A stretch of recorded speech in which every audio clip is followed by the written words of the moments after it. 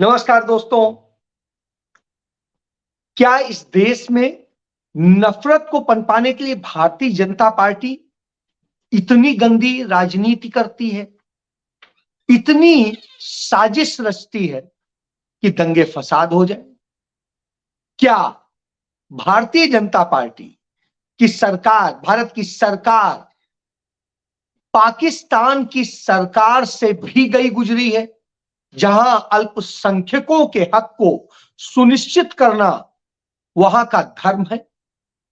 और क्या भारत की सरकार एक राष्ट्रीय पार्टी, जो देश की सबसे पुरानी राष्ट्रीय पार्टी है और एक देश को आजादी दिलाने और बनाने वाली पार्टी है, उसकी एक यात्रा को बदनाम करने, रोकने के लिए हर साजिश रचती है? क्या भारतीय जनता पार्टी ने इस देश के लोकतंत्र को, लोकतंत्र के मंदिर को राजतंत्र बना दिया है, राजतंत्र का राजदरबार बना दिया है? क्या इस देश में जाति धर्म के नाम पर जिस तरीके से नफरत पनपाई जाती है, उसमें दलितों, पिछड़ों को, अल्पसंख्यकों को गुलाम बना के रखने की योजना है? क्या है यह सब? इसी विषय पर आपके साथ बात करूंगा, क्योंकि राहुल गांधी की भारत जोड़ो न्याय यात्रा इन्हीं सारे उद्देश्यों को लेकर चल रही है कि कैसे न्याय दिया जाए। बहरहाल, पहले एक घटना से जिक्र करूंगा। मुरादाबाद, जहां पर उत्तर प्रदेश का यह राम राज्य है, डबल इंजन की सरकार है और न जाने क्या क्या कहा जाता है, उस मुरादाबाद में बजरंग दल के एक नेता ने अपने लोगों के साथ मिलकर के एक गाय को काटा और काटने के बाद उस गाय के टुकड़े तमाम जगह फेंकने थे, जिससे कि पूरे शहर में हिंदू मुस्लिम के दंगे भड़काए जा सके। इसके लिए कुछ मुस्लिम्स का यूज किया गया और उस पूरे उसमें जो 5 लोग जिन्होंने घटना को अंजाम दिया, उनमें 2 लोग मुस्लिम भी रखे गए। वो इसलिए रखे गए क्योंकि उसके बाद में उन्हीं दोनों को दिखाना था, उन्हें कबूल करना था और फिर मुस्लिमों पर हमले होने थे। आप समझ सकते हैं कि किस तरह की साजिश रची जाती है। बहरहाल, वो पकड़े गए तो यह मैं नहीं कह रहा हूं, यह पुलिस के सामने स्वीकारोक्ति में यह बात सामने आई और सारी साजिश का खुलासा हो गया। चलिए, धन्यवाद देता हूं मैं वहां की पुलिस का कि उसने भाजपा की इस साजिश का खुलासा कर दिया। लेकिन यहां पर इसी तरह की स्थिति होती है। जाति धर्म के नाम पे दंगे फसाद कराने का ये पूरी जो साजिश होती है, उसी साजिश का एक हिस्सा बताता हूं। भारतीय जनता पार्टी के एक नेता ने जमीन हथियाने के लिए तमिलनाडु में 2 गरीब किसानों को, दलित वर्ग से वो किसान थे, उनको ईडी का नोटिस भिजवा दिया और उन्हें ईडी ने तलब कर लिया। अब आप समझिए, जमीनें कब्जा करने के लिए भी ईडी का इस्तेमाल हो रहा है। और उसके बाद में यह जानकारी उन लोगों ने, एक दलित वर्ग के आईआरएस ऑफिसर थे जो परिचित थे, उन्हें बताया, ईडी का नोटिस दिखाया। उन्होंने कहा है आपको क्यों? तो उन्होंने पूरी घटना बताई कि किस किस तरीके से हम 2 भाइयों की जमीन है, इसे भारतीय जनता पार्टी के ये बड़े पदाधिकारी हैं और ये कब्जा करना चाहते हैं। हम इसका विरोध कर रहे हैं क्योंकि हमारे पास और है क्या। तो ऐसी स्थिति में आप समझ सकते हैं, यह पूरी साजिश रच के उन्हें खत्म करने की कोशिश की गई। तब उस इनकम टैक्स के ऑफिसर ने एक चिट्ठी लिखी नरेंद्र मोदी को और वित्त मंत्री को कि इस तरीके से ईडी का दुरुपयोग किया जा रहा है, और वो नोटिस की कॉपी लगा करके भेजी, उचित माध्यम से भेजी, ईडी के डायरेक्टर को भी कॉपी करी। अब आप सोचिए, जब यह हो रहा हो तो होता क्या है? उस इनकम टैक्स के ऑफिसर को, आईआरएस ऑफिसर को, रिटायरमेंट के 1 दिन पहले सस्पेंड कर दिया गया। क्यों सस्पेंड कर दिया गया?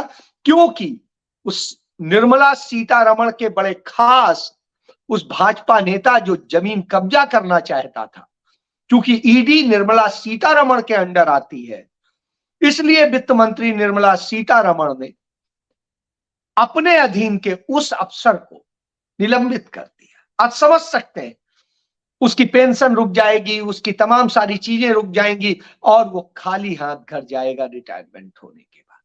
मुकदमा झेलेगा, जो भी कुछ करेगा, जांच झेलेगा, वो आप समझ सकते हैं। तो यह भारतीय जनता पार्टी की फांसीवादी नीति है और यह उनकी दलित प्रेम। तो मैंने आपको एक बताया कि किस तरीके से अल्पसंख्यकों पर हमला होता है, किस तरीके से दलितों पर हमला होता है। इसी तरीके से कमोबेश जमीन हड़पने के लिए मध्य प्रदेश में एक घटना होती है और वहां पर इसी तरह तंत्र का इस्तेमाल होता है। कमोबेश ऐसी स्थिति एक झारखंड की भी है। झारखंड में जिस केस में हेमंत सोरेन को जेल भेजा गया है, वह जमीन वास्तव में साम्राज्य की जमीन थी जो किसी को ट्रांसफर नहीं हो सकती थी और वो ऐसी जमीन थी जिस पर किसी का मालिकाना हक नहीं हो सकता है। बावजूद इसके पूरा खेल रचा गया, क्योंकि उस जमीन पर निगाह भारतीय जनता पार्टी के नेता की थी और हेमंत सोरेन की सरकार में इसकी शिकायत की गई थी कि वो भाजपा का नेता कब्जा करना चाहता है, तो उन्होंने उसे बचवा दिया। उसमें फंसाया गया ईडी के थ्रू और उसमें गिरफ्तारी हुई है। 8.5 एकड़ की जमीन, खेल समझ सकते हैं। तो इस तरीके से तो दलित हो गया, आदिवासी हो गया, मुस्लिम हो गया। जब ये सारी चीजें होती हैं तो हमें आता है कि पड़ोस में पाकिस्तान में तो बहुत बुरी हाल हो रहे होंगे अल्पसंख्यकों के। तब मैंने पता किया तो पता चला वहां जो 342 सीटों की संसद है, उस संसद में 10 सीटें बगैर चुनाव लड़े हिंदुओं के लिए रिजर्व, हिंदुओं के लिए कि नहीं 10 सांसद हिंदुओं के रिजर्व हैं, बाकी जो जीत के आएंगे वो अलग है। अब आप इससे समझिए। दूसरा, वहां पर महिलाओं को लेकर भी है, वहां पर 60 सीटें महिलाओं के लिए भी रिजर्व, यानी इतनी वहां पर लिंग का भेद और अल्पसंख्यक का भेद खत्म करने की कोशिश की गई। उनको एक विशेषाधिकार दिया गया है। लेकिन हमारे देश में क्या हो रहा है, उनकी छीन लो, उनकी मस्जिद छीन लो, उनके और चीजें छीन लो, उनके ऊपर हमले करो, मॉब लिंचिंग करो और न जाने क्या क्या। इस तरह का खेल चल रहा है। इस तरह के जब खेल चल रहे हो तो निश्चित रूप से एक चिंता का विषय होता है कि आखिर हो क्या रहा है। जब इस देश की राजनीति, इस देश की स्थितियों को हम देखेंगे तो निश्चित रूप से तकलीफ होती है और इस तरह की घटनाएं होती है और उसके बाद में बजट पेश किया जाता है, दूसरी चीजें होती हैं, तब तमाम तरह के खेल बताए जाते हैं। बजट में आपको पता ही है कि जो कहे वो सही, न कोई खाता न बही, मोदी जी कहे सही। तो वो स्थिति हो गई है और वो हो गई है कि आंकड़ों को किस तरीके से छिपाया जाता है, किस तरीके से किया जाता है, किस तरीके से झूठी जीडीपी की ग्रोथ दिखाने के लिए पूरा गेम किया जाता है, जबकि हिंदुस्तान की जो नियोजित क्षेत्र का श्रम बल है उसकी अपेक्षा अनियोजित क्षेत्र का श्रम बल ज्यादा बड़ा काम करता है और हिंदुस्तान की 80% आबादी उस अनियोजित क्षेत्र में काम करती है, जिसका कोई जिक्र नहीं, जिसके आंकड़े नहीं, जिस पर कोई काम नहीं हो। तो इस तरह से झूठ परोसा जाता है। प्रधानमंत्री कहते हैं कि हमने 25 करोड़ लोगों को गरीबी रेखा से नीचे से बाहर निकाल दिया, लेकिन वहीं दूसरी तरफ कहते हैं कि इतनी बुरी स्थिति है देश में कि 81.5 करोड़ लोगों को 5 किलो अनाज खिलाना पड़ रहा है, मुफ्त अनाज देना पड़ रहा है जीने के लिए। अब आप बताइए, यदि आपने 25 करोड़ को उस रेखा से, गरीबी से बाहर निकाल दिया है, तो यह हालत क्यों है? क्योंकि आपके आंकड़े झूठे हैं, आप झूठ बोलते हैं। देश की हालत बद से बदतर हुई है। कंजम्पशन घटा है और दूसरी चीजें हैं। और ये स्थितियां कब होती हैं? जब हमारे पास पैसा नहीं होता है, तब हम कहते हैं नहीं नहीं चलो अभी नहीं खरीदेंगे, बाद में खरीदेंगे और कोई चीज होगी, उस तरह की दशा हो। कर्ज में खरीदते हैं, अपने पीएफ से पैसा निकालते हैं और कहीं जहां कहीं हमारा जमा होता है वो निकालते हैं, हम अपने इंश्योरेंस वगैरह तोड़ते हैं और चीजें।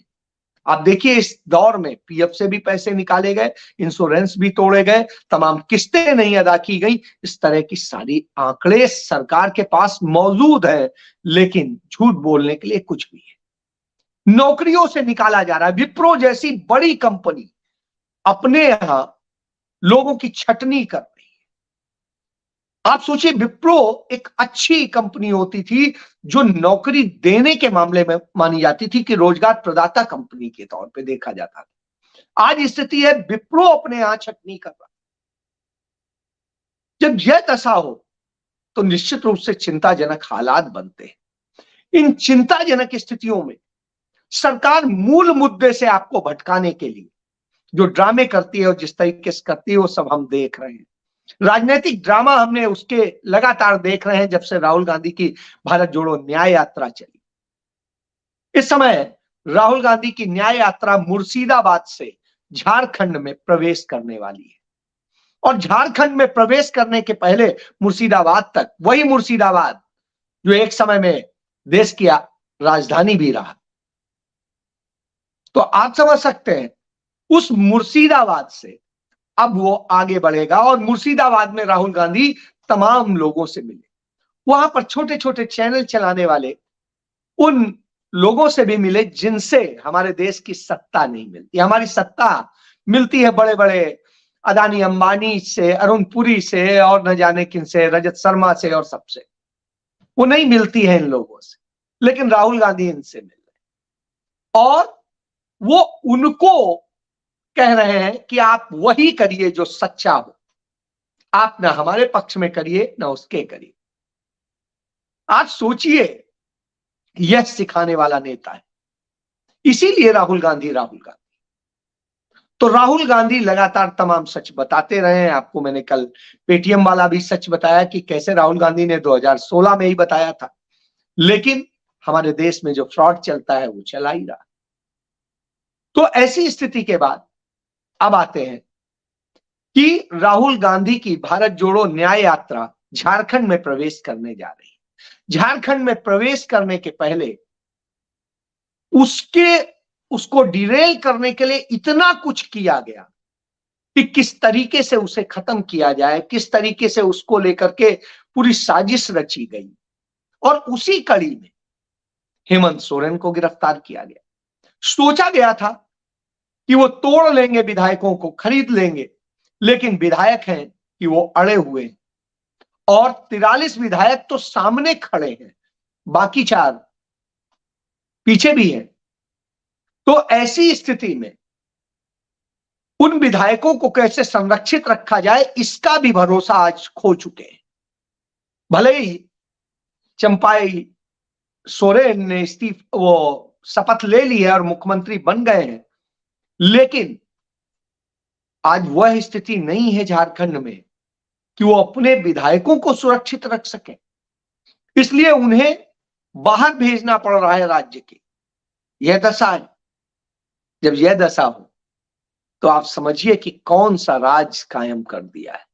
इस देश के अंदर सरकारें गिराने और सब चीज करने के लिए क्या क्या हो रहा है।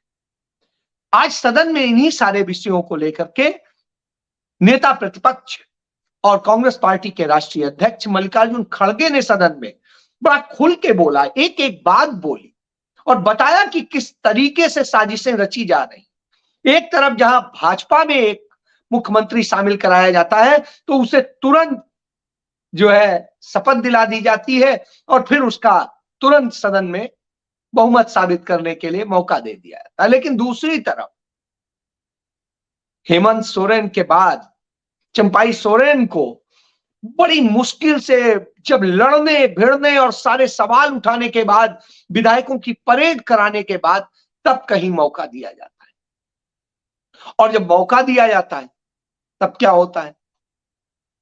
कि मौका देने के बाद इतना सुरक्षित कर दिया जाता है, असुरक्षित कर दिया जाता है कि साहब आपके विधायक बचेंगे, बड़ी चिंता की विषय।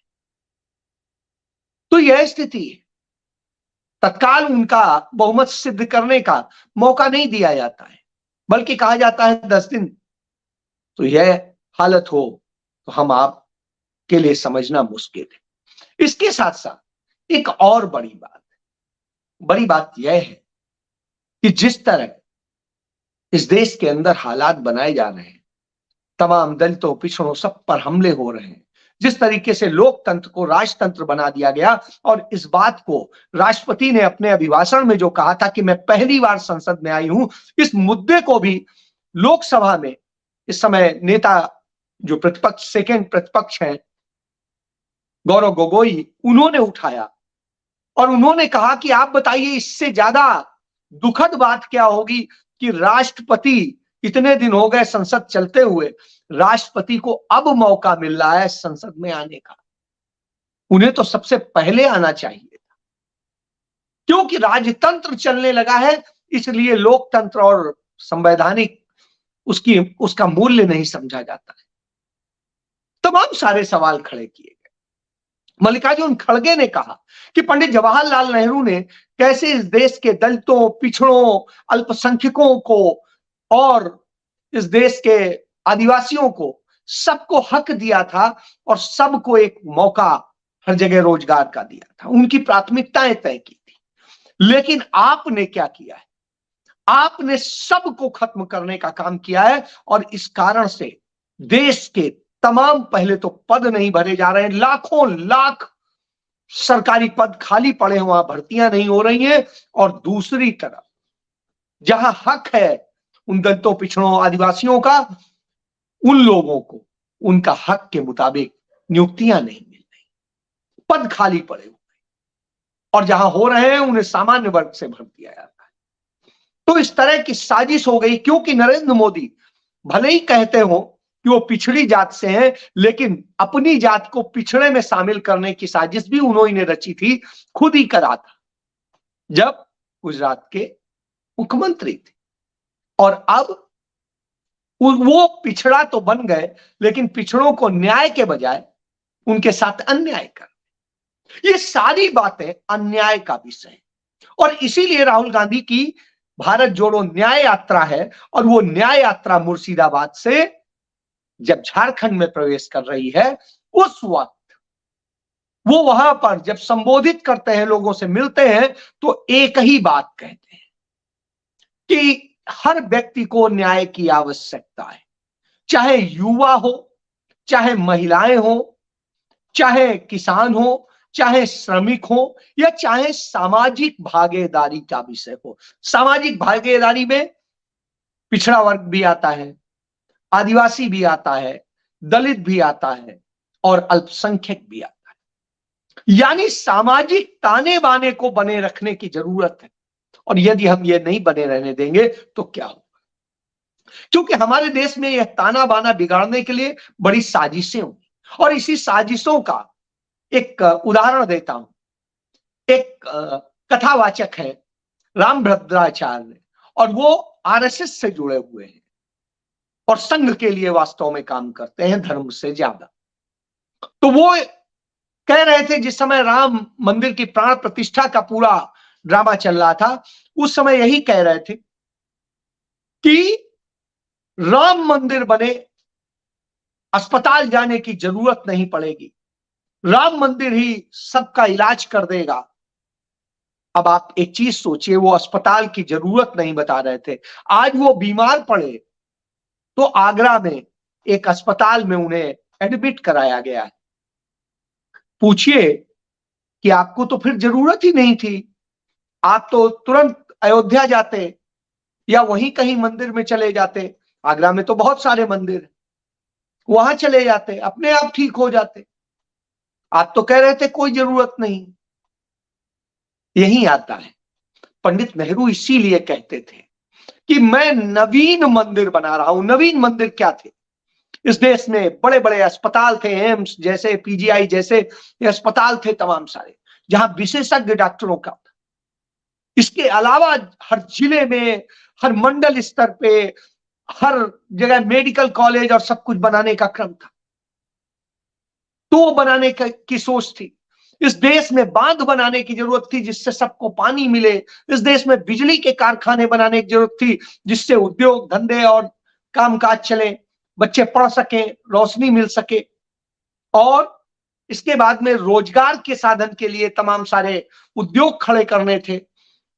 फसलों के साथ साथ फसलों को करने के लिए फर्टिलाइजर्स बनानी थी और बहुत कुछ करना था। अंतरिक्ष में जाने के लिए इसरो बनाना था, परमाणु के लिए काम करना था।